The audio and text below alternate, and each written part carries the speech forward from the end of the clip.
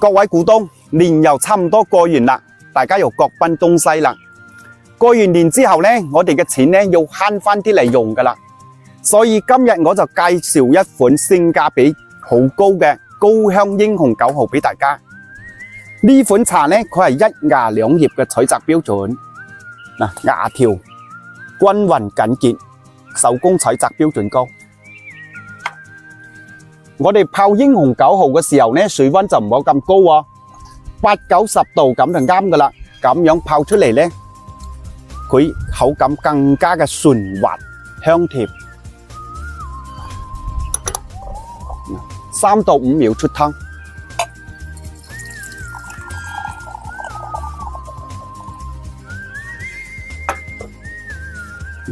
茶湯橙紅透亮